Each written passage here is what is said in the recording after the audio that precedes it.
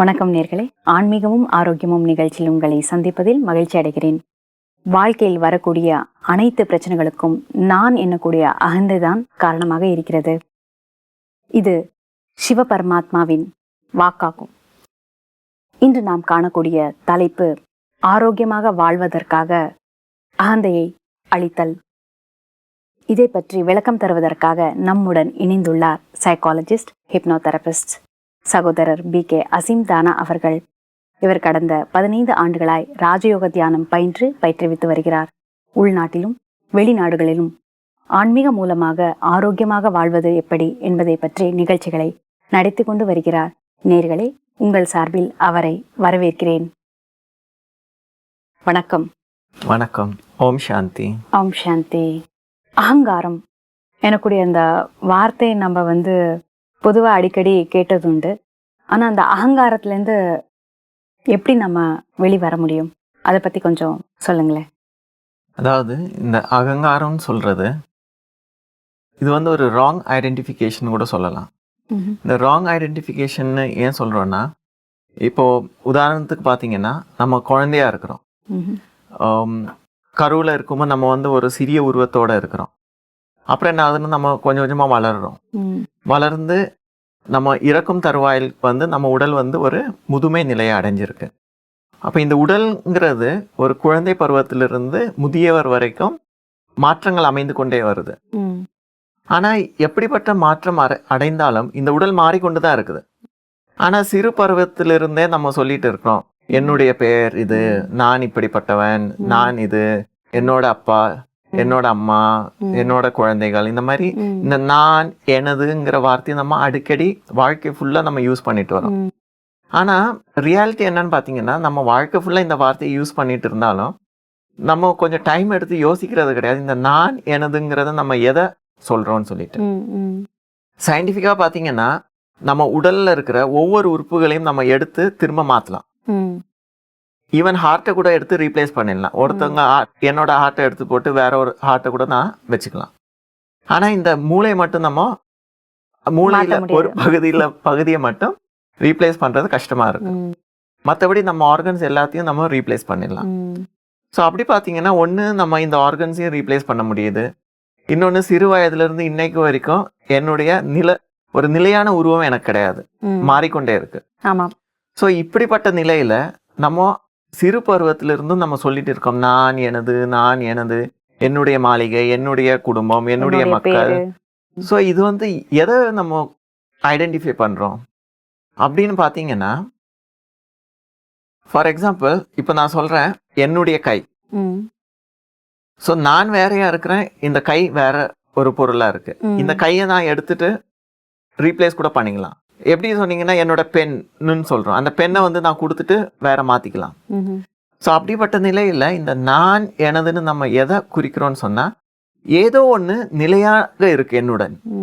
சிறு பருவத்திலிருந்து இன்று வரை என்னுடைய உடல் மாறி இருக்கலாம், உருவம் மாறி இருக்கலாம், என்னுடைய குணங்கள் மாறி இருக்கலாம். ஆனால் இந்த நான் எனதுங்கிற வார்த்தை மட்டும் என்னைக்கும் நிலையாக இருக்குது. நான்னா என்ன, எனதுன்னா என்ன, இதில் இருக்கக்கூடிய வித்தியாசங்கள் கொஞ்சம் தெளிவாக சொன்னீங்கன்னா நல்லாயிருக்கும். ஸோ இந்த நிலையான விஷயம் நம்ம எதை சொல்கிறோன்னு சொன்னால், நம்ம போன எபிசோடில் கூட பார்த்துருந்தோம், இந்த மூளையில் ஒரு பகுதியில் அந்த வெற்றிடம் இருக்குது, காட்ஸ் பாயிண்ட்னு சொல்கிறோம், ஆத்மான்னு சொல்கிறோம், பாயிண்ட் ஆஃப் லைட்டுன்னு சொல்கிறோம், சைக்கின்னு சொல்கிறோம். இந்த மாதிரி பலவிதமான பெயரில் நம்ம அழைக்கக்கூடிய அந்த ஒரு பொருளை நம்ம என்ன சொல்கிறோம், அதை தான் நம்ம நான் என்னுடையதுன்னு நம்ம உரிமை கொண்டாடுறோம். ஸோ இந்த ஒரு நான்கிறது ஒரு கண்ணுக்கு தெரியாத ஒரு பொருள். ஆனால் கண்ணுக்கு தெரியலனாலும் இதுக்கு எவ்வளோ சக்தி இருக்குன்னா, இந்த ஒரு பொருள் எது நினைக்குதோ அதை சாதிக்க முடியும். ஆனால் இதை உணராத வரை நம்ம வாழ்க்கையில் இதனுடைய சக்தியை நம்ம யூஸ் பண்ணுறது இயலாத காரியம். ரியல் லைஃப்பில் பார்த்தீங்கன்னா, நம்ம என்னுடைய குடும்பம், நான், எனது மக்கள், எனது வீடு, எனது ஆஃபீஸ், எனது ஜாப், இந்த மாதிரி நம்ம சொல்லிட்டு போனாலும் இந்த உண்மையான நான்கிறது அந்த ஒரு கான்ஷியஸ்னஸை நம்ம ஐடென்டிஃபை பண்ணுறது கிடையாது. அதனால என்ன ஆகுதுன்னா, நமக்கு நாமே ஒரு வட்டத்துக்குள்ள மாட்டிக்கொள்கிறோம். நமக்கு ஒரு அரிய சக்தி இருக்கு, நம்ம நினைச்சதை நடத்தலாம், நினைச்சதை செய்யலாம். நம்ம சாதாரணமாக நினைக்கக்கூடிய காரியத்தை செய்ய முடியாது என்கிற காரியத்தை கூட நம்ம நடத்தி வாழ்க்கையில சாதிக்க முடியும். ஆனால் என்ன ஆகுதுன்னா, இந்த ஒரு உருவத்தோடு நம்மளை நாம ஐடென்டிஃபை பண்றதுனால, ஒரு லிமிட்டட் கான்ஷியஸ்னஸ்ல இருக்கிறதுனால நம்ம வந்து பல விஷயங்கள் வந்து நம்மளால செய்ய முடியாம போகுது. ஸோ அந்த மாதிரி நிலையில வந்துட்டு இந்த ஒரு கான்ஷியஸ்னஸ் நமக்கு வந்ததுன்னா, நான் வந்து இந்த உடல் கிடையாது, இந்த மாறக்கூடிய உடல் கிடையாது, அதாவது ஒரு நிலையான தன்மை இல்லாத இந்த உடல் வந்து நான் கிடையாது. நான்கிறது ஒரு எனர்ஜி, ஒரு கான்ஷியஸ்னஸ், என்றைக்கும் ஒரு நிலையான ஒரு பொருள், அழிவற்றவன் நான், அழிவில்லாதவன் நான் நினைத்ததை சாதிக்கக்கூடியவன் நான். அந்த ஒரு உணர்வு நமக்கு வந்ததுன்னா பல விஷயங்கள்ல இருந்து நம்மளே நாம பாதுகாத்து கொள்ளலாம். ஃபார் எக்ஸாம்பிள், நம்ம வந்து உடல் ஆரோக்கியத்தை பத்தி பேசிட்டு இருக்கோம். ஏன் பாதிக்குதுன்னா உடல் ஆரோக்கியம், நம்ம உடம்புல டென்ஷனால டிசீஸ் வருது, ஸ்ட்ரெஸ்னால டிசீஸ் வருது, இயலாமை காரணமாக நம்ம வருத்தப்படுறோம். அப்புறம் சின்ன சின்ன சிச்சுவேஷன் வந்து நம்மளால ஃபேஸ் பண்ண முடியறது இல்லை, அதுல மாட்டிக்கிட்டு முழிக்கிறோம். ஸோ இதெல்லாம் ஏன் வருதுன்னா, ஏன் ஏற்படுதுன்னா, நம்மளோட கான்ஷியஸ்னஸ் வந்துட்டு நம்ம நினைக்கிறோம் இந்த உடல் தான் நான், இந்த உடல் தான் எல்லாம் செய்யுது, உடல் தான் ஆஃபீஸில் வேலை செய்யுது, உடல் தான் வந்துட்டு இந்த உடலை பார்த்து தான் நம்ம சொல்கிறோம் என்னுடைய குடும்பம், என்னுடைய மக்கள், என்னுடைய வீடுன்னு. ஆனால் நீங்கள் வந்து இந்த உடல் இல்லை, நான் ஒரு கான்ஷியஸ்னஸ், நான் ஒரு எனர்ஜி, அதாவது கண்ணுக்கு அகப்படாத ஒரு பொருள், மிக சக்தி வாய்ந்தவன். அந்த ஒரு உணர்வில் பார்த்தீங்கன்னா இந்த பிரச்சனைங்க எல்லாம் உங்களுக்கு வந்து ஒரு பிரச்சனையாக தெரியாது. ஆஃபீஸில் நடக்கிற சின்ன பிரச்சனை வந்து இந்த உடல் சம்பந்தப்படுறதுனால என்ன ஆகுதுன்னா, சின்ன பிரச்சனை வந்து பெரிய பிரச்சனையாக தெரியுது. அதை எப்படி நான் சமாளிக்கிறது, பண்ண முடியாது அப்படின்னு. ஆனால் நான் ஒரு கான்ஷியஸ்னஸ், நான் இந்த உடல் கிடையாது, இந்த உடலுக்கு உள்ள இருக்கிற ஒரு சக்தி வாய்ந்த ஒரு ஆத்மா, சக்தி வாய்ந்த ஒரு கான்ஷியஸ்னஸ். அந்த ஒரு உணர்ச்சியில நீங்க எந்த ஒரு வேலை செஞ்சாலும் அங்க வந்து நீங்க தடங்களை வந்து எந்த விதமான ஒரு தடங்களா இருந்தாலும் அதை வந்து உங்களால சமாளிக்கக்கூடிய சக்தி உங்களுக்கு கிடைக்குது. அகங்காரம் உடல் ஆரோக்கியத்தை எப்படி பாதிக்குது, அதை பத்தி கொஞ்சம் சொல்லுங்களேன். அகங்காரம் உடல் ஆரோக்கியத்தை மெயினா ஏன் பாதிக்குதுன்னா, நம்ம முதல்ல கூட பார்த்தோம், stress is the root cause of diseases சொல்லிட்டு. ஸ்ட்ரெஸ்ஸுங்கிறது மன சம்பந்தமான விஷயம்தான்.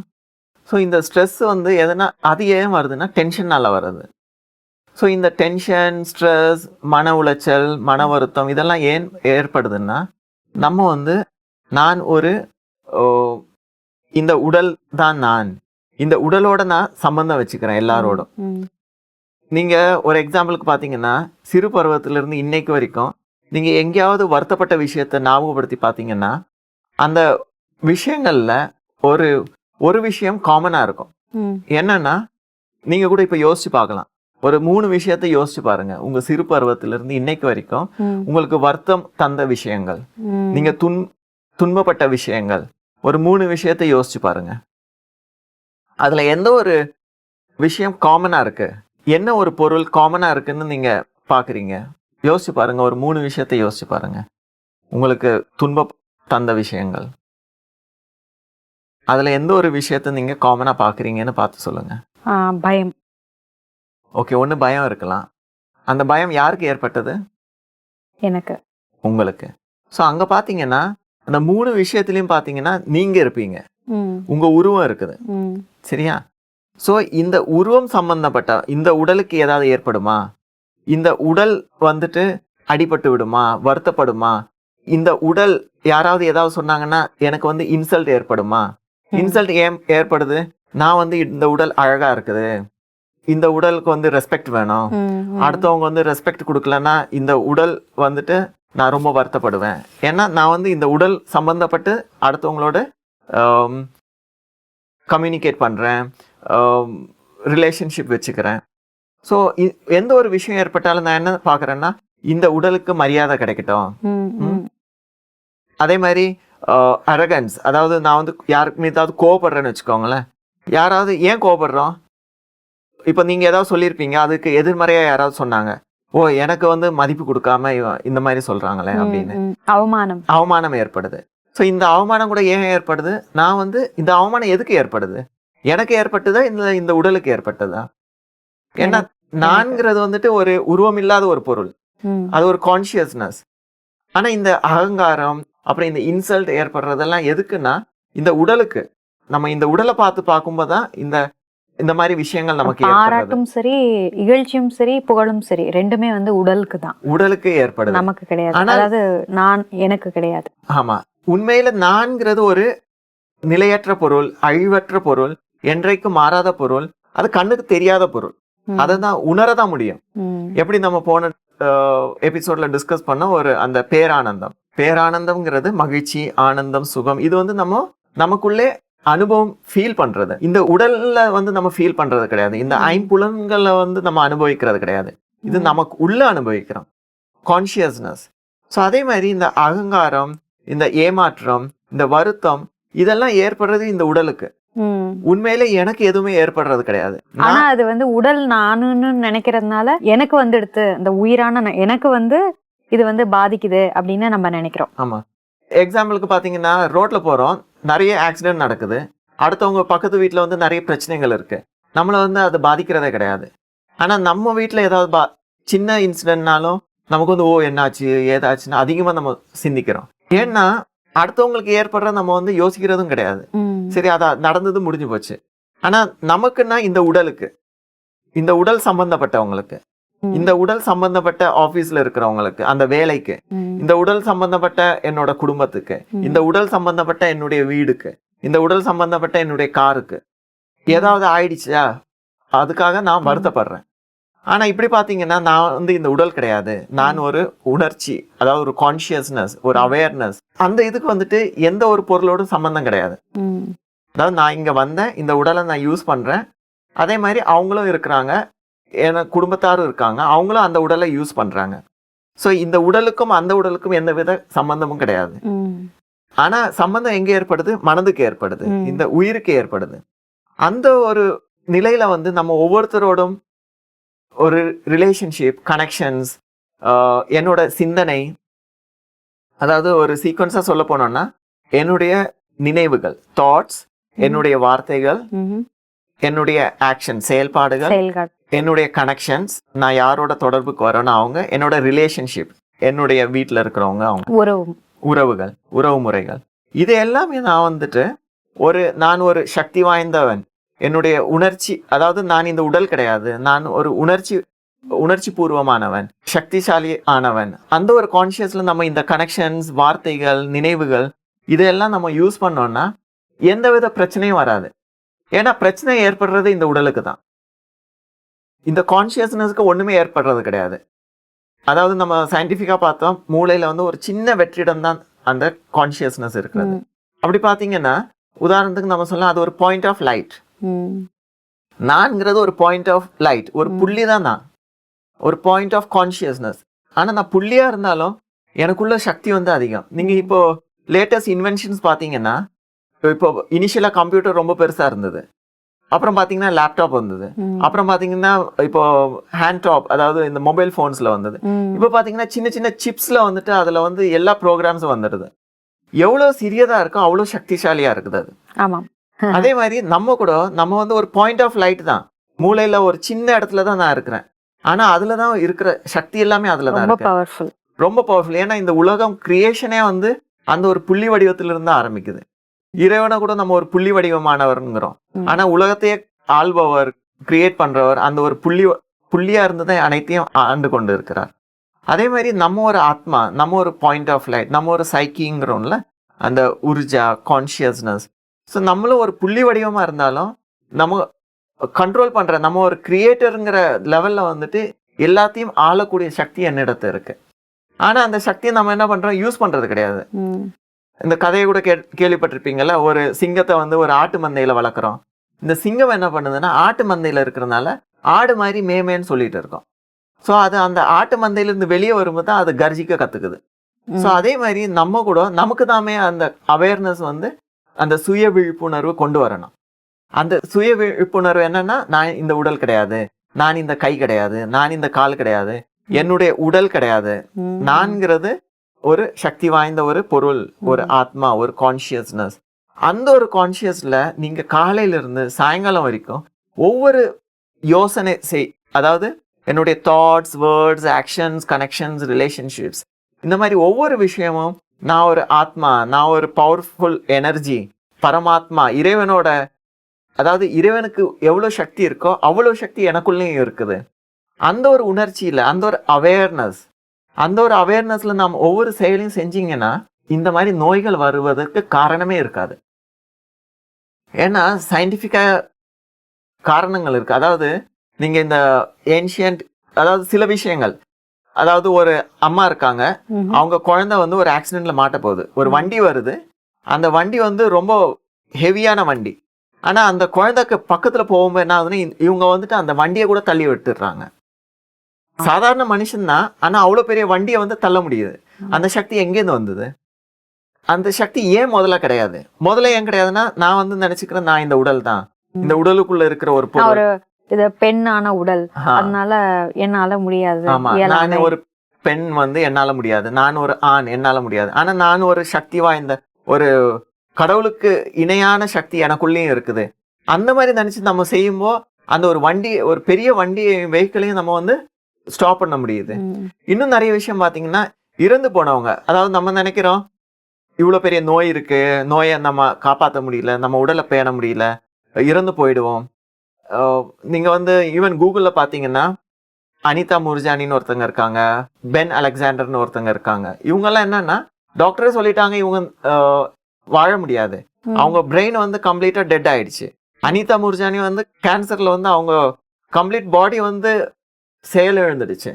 ஸோ ரெண்டு பேரும் என்ன சொல்லிட்டாங்க டாக்டர்ஸுங்க, இவங்க இறந்து போயிட்டாங்கன்னு. ஆனா இறந்து போனவங்க என்ன பண்ணாங்கன்னா அந்த ஆத்மாவோட, அந்த தன்னுடைய அந்த ஆத்மாவோட உணர்வை வந்து எக்ஸ்பீரியன்ஸ் பண்ணனால திரும்பவும் உயிரோட வந்துட்டாங்க. திரும்பவும் அந்த உடலை விட்டு வெளியில போய் மறுபடியும் உடலை வந்து சேர்ந்தாங்களா? அதாவது உடல் வந்து கம்ப்ளீட்டா டேமேஜ் ஆயிடுச்சு, ஒரு வேலையும் செய்யாது, உடல்ல இருக்கிற ஆர்கன்ஸ் எல்லாம் டேமேஜ் ஆகி இறந்துட்டாங்க ஆல்மோஸ்ட். அதே மாதிரி இந்த அலெக்சாண்டர் பென்ஹர், அவரோட மூளை வந்து கம்ப்ளீட்டா கெட்டு போயிடுச்சு, அது வேலையே செய்ய முடியாதுன்னு சொல்லி இறந்து போயிட்டதா டாக்டர்ஸ் வந்து முடிவு பண்ணிட்டாங்க. ஆனா அந்த ஆத்மால எவ்வளவு சக்தி இருக்குதுன்னா, அவங்க இறக்கும் தருவாயில வந்து அவங்க வந்து அந்த தன்னை உணர்ந்துட்டாங்க, தன்னுடைய ஒரிஜினல் சக்தி என்னன்னு உணர்ந்துட்டாங்க. அந்த சக்தியை உணர்ந்த தருவாயில என்னாச்சுன்னா அந்த கெட்டு போன அந்த டேமேஜான செல்ஸ் கூட என்ன திரும்ப உயிர் வந்துடுச்சு. ஸோ நம்ம உயிருக்கு, ஆத்மாக்கு அவ்வளோ சக்தி இருக்கு. அதாவது செயல் இழந்து போன ஆர்கன்ஸ் கூட திரும்ப வந்து உயிர் வந்துவிடும். ஆனா அதுக்கு என்ன ஒரு கண்டிஷன்னா, நம்மளை நாம உணரணும், நம்மளோட சக்தி என்ன, நமக்குள்ள இவ்வளவு சக்தி இருக்கு, இந்த உடல் ஆரோக்கியம், உடல் பாதிப்பு இதெல்லாம் வந்து நமக்கு ஒண்ணுமே கிடையாது. நம்ம வந்து நம்மளுடைய ஒரிஜினல் அந்த சக்தியில வந்து நம்மளுடைய அவேர்னஸ் நம்ம கொண்டு வந்தோம்னா இந்த ஆர்கன்ஸ் கூட, கெட்டு போன ஆர்கன்ஸ் கூட நல்ல ஒரு இயக்கத்துக்கு வந்துடுது. நம்ம சக்தியை நம்ம மறந்துட்டு வாழ்ந்துட்டு இருக்கோம். ஆமா. சோ இதெல்லாம் ஏன் ஏற்படுதுன்னா இந்த அகந்தை என்னன்னா, நான், எனது உடல், நான் தான் எல்லாம் செய்யறேன்.